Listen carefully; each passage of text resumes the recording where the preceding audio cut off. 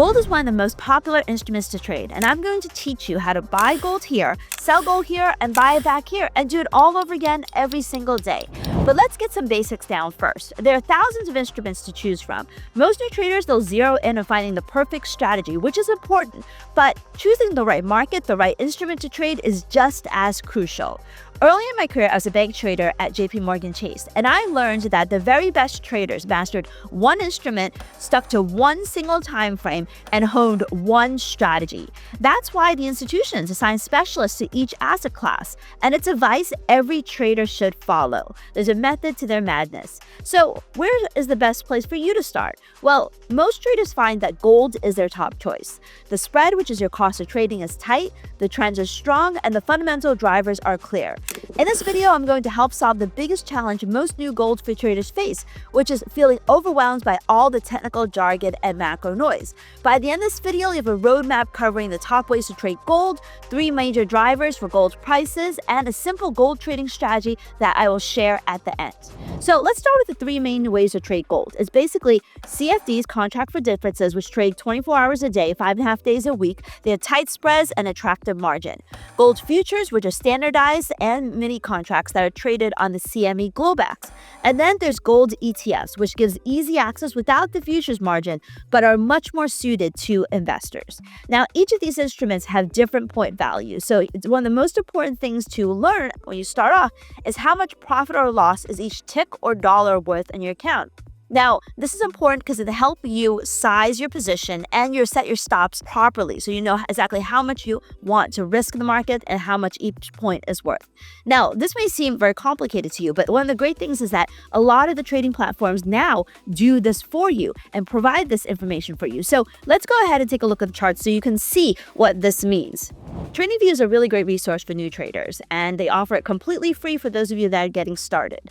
Now, what I want to show you is how to figure out easily what a point is worth in your account or what a tick is worth in your account. So we've got gold up here, and you can type in the symbol XAUUSD, and that's the gold price. What I want you to do is I want you to click on this buy. When you click on this buy, your account sets up, but I actually have my account set up already, so I'm going to log out and show you how to do this from the beginning. Once you hit the word buy or sell, you get a pop-up box that allows you to connect your own trading account with any of the brokers that you trade with. And I want you to click on paper trading account, which is a free trading account that TradingView offers you to just kind of experiment around. So we've got a free trading account. It's $100,000 in balance. Click on buy. When you click on buy, a pop-up box occurs here, and it tells you, okay, these are the number of units that you're trading. If I'm trading 100 units and I set and let's do a limit order. I want to go long at 33.25 even. If I go long at 33.25 even and I'm looking to make $5 in gold, so I'm looking for gold to go from 3,325 to 3,330. How much is that worth in my account? This tells you that that is worth 500 ticks, which is $500 in your account. How much is 1 point worth? How much is a move from 3,325 to 3,326? Well, for 100 units, that 1 point move is worth $100 in your account. So maybe you probably won't have a $100,000 account. Maybe your account is only $5,000 or $1,000. So you need to think to yourself, do I want to risk $100 for $1 move in gold, which is a relatively small move? Maybe you say to yourself, that's too much. I'm just starting off and I'm learning to trade. So I want each point to be worth no more than $10 to my account. So drop your size by a tenth. Change your units from 100 to 10, and you'll see that a move from 3,325 is worth $10, which is 100 ticks. And you may say, okay, you may look at it from a stop loss perspective. I don't want to lose more than $10 on this trade, but maybe I want to make $20. So if I want to make $20, it will automatically just take profit for you. So this helps you learn what the tick value and the point value for each $1 is for gold, and how you should size your position, as well as just set your stops and your targets based upon how much you're willing to lose and how much you're willing to make. So definitely get comfortable with this. And if you're trading ETFs or you're trading futures, you can change the instruments to that as well. With gold futures contracts, the standard contract is equal to 100 troy ounces. So that means a full point or a $1 move in gold is equal to $100 per contract. With gold micro futures contracts, each contract is basically 1/10 of that. So a $1 move is worth $10. So you can size accordingly and see what's right for you. Now let's talk about what moves gold. Here are 3 things to watch. Number 1, the US dollar. Since gold is priced in dollars, a stronger dollar usually weighs on gold prices, and the vice versa. If the dollar is rallying hard, you'll oftentimes see gold struggle. In a weaker dollar environment, gold tends to shine. Number 2, geopolitical tensions is important because gold is the ultimate safe haven.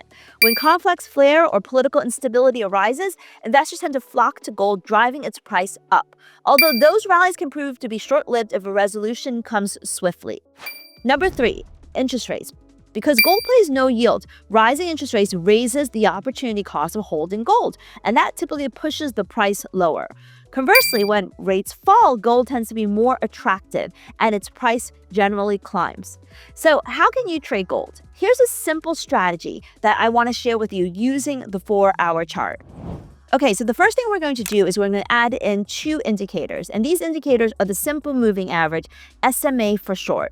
Type in SMA, scroll down to technicals, and they're called the moving average simple. Click on it once, click on it twice, because we're going to use 2 simple moving averages. The first one we are going to click on the little gear icon, change that to 5. And then we are going to change this one, click on the gear icon, change that to 20. And we're just going to make it a different color so that it will be easier to read. So the 20 SMA is the red line and the 5 SMA is the blue line. So first off, we're going to talk about the trading strategy itself, and then we're going to add in a layer to show you how to manage your trade. So the trading strategy itself basically involves these 2 moving averages, a shorter one, the 5 SMA, and a longer one, the 20 SMA. And it's very simple. All we're looking for is a moving average crossover. So that means that we're looking for the shorter term moving average, which is the 5 SMA, the blue line, to cross above the 20 SMA. And so this right here, my friends, is an example of a cross. Let me see if I can get a little circle going on here. This is an example of a cross right here, where we have the blue line crossing above the red line. And then let's see if we can find another example of a cross. So another example of a cross is right over here, where we have the blue line crossing below the red line. That's the sell signal, and that's the buy signal. You can see that if you took this buy signal, you would have gone long here, pretty much at 3,345, and this move rallied as much as 3,357, which is $12. That's a good size move on a 4-hour chart, because remember those coin values. That $12 move can be worth a lot. And so this is a $12 move in gold before retraced and then made another push higher. Here's another example. Here we would have sold gold probably over here. So we would have sold gold here on this close. And it did rebound a little bit against us, but then it moved sharply lower. So if we sold gold here at 3,330, it went all the way down to 3,296 before it found some support. So over $30. And once again, that's a big move. Now let's move some of our arrows over.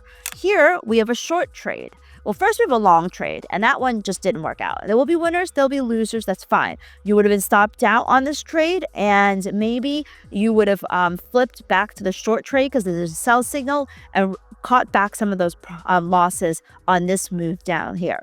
Then over here, you have another short trade down here, and this became a very beautiful move. Pretty much a move that took gold from 3,393 all the way down to 3,355. So almost a $40 move, which is a huge move.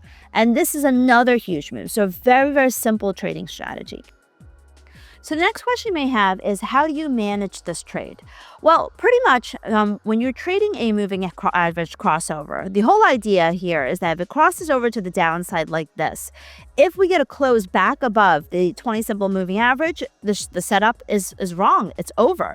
So, obviously a close above it would be the first red flag to get out. So there you have it, a simple step-by-step roadmap to trading gold with confidence. No more guessing what moves the market or fumbling with contract sizes. This video will hopefully set you in the right step to get started with trading gold.